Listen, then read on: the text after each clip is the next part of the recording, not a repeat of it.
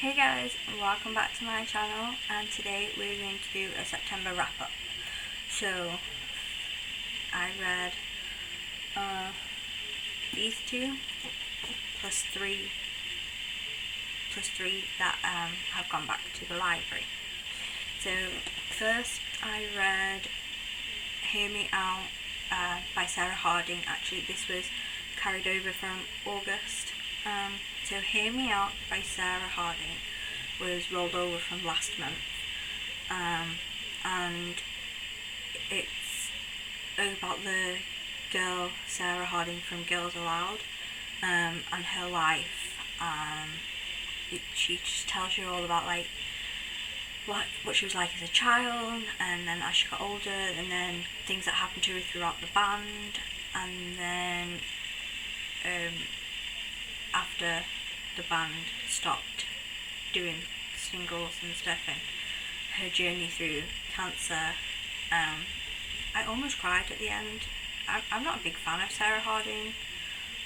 She wasn't like my pick for the group, but still, reading at the end that she's been told that this new chemotherapy that she's on is working. It's helped reduce the cancer, the size of the tumours, and then to find out that like 8 months later she died. It's strange. It was hard to read. Then next I read The Lost Apothecary.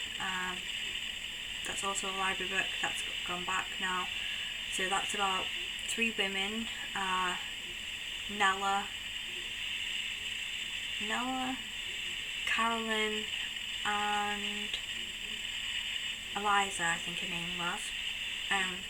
Nella and Eliza are 2 women whose timeline is set in 1791, and Caroline is set in the present day. Caroline is supposed to be in London on her 10-year wedding anniversary, but she found out just before the holiday that her husband had cheated on her, so she went to London on her own to get some space.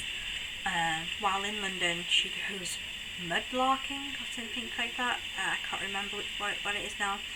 And she finds a little apothecary vial, and she sets about looking for the mystery of the apothecary vial, whose it was, who it belonged to, what it possibly used for, when it was used, and we read like her journey through finding it, and we read through Nella and Eliza's journey of that vial ending up where Caroline found it. And then third up I read the X Hex. This was almost DNF'd. So this book is about Vivi, and Reese, who are witches. Reese is from Wales, which is one of the main reasons why I decided to keep reading it, because I'm from Wales. And Vivi is in America. They date 1 year when they're 19, and they have a bad breakup.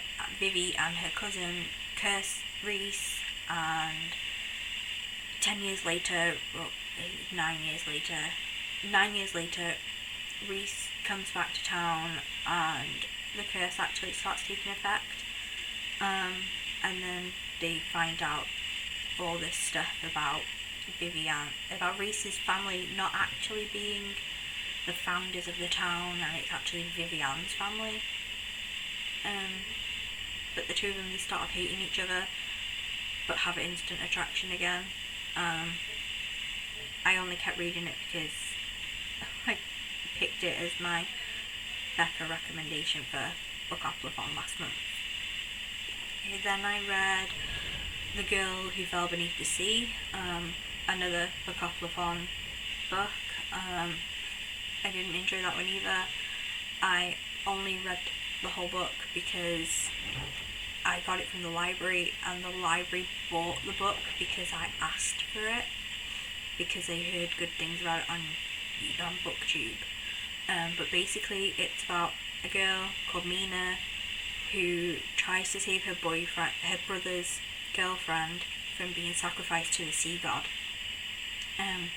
So she goes into the sea to be the sea god's bride, and it turns out that she shares a red string of fate with the sea god to start with, and that's cut from her. She goes to get her soul back, because that's what the red string of fate is, it's her soul. She gets her soul back, and she finds out that she's now attracted to, well, has this red string of fate with someone called Chen, another character. All she wants really is for the sea god to wake up and help her homeland become good again. Stop the wars, stop the droughts, stop the storms that are ruining their crops and stuff. And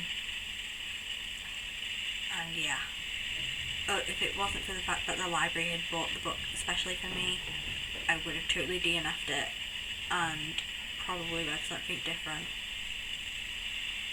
And then the final book for September that I read was Violets Made of Thorns by Gina Chen. I read this as another book off the Fun Prompt Plus for the read-along, for the Fairy read-along. So Violet Made of Thorns is about Violet, who is a seer to the king. I think his name is King Emulus. I can't pronounce it, but I'm just going to go with it. And when Violet was young, she saved the upcoming prince Cyrus, who almost died. And after saving him, he kind of fell in love with her and brought her back to the kingdom because she was orphaned and she had nowhere to live. She was living on the streets. His dad helped her bring out her seer prophecies and things, but he used her prophecies to manipulate his kingdom to make it grow, and to have his son marry the person that he wanted. Yeah, it's a whole crazy thing. I gave it 4 stars because some of the character bits were not my thing. Well, they were a bit underdeveloped. I was more interested in some of the side characters than I were in the 2 main characters, Violet and Cyrus. That's all for my September wrap up. If you read any of these, let me know in the description box. If you like this video, hit like. If you want to see more from me, hit subscribe. And I will see you in another video. Bye.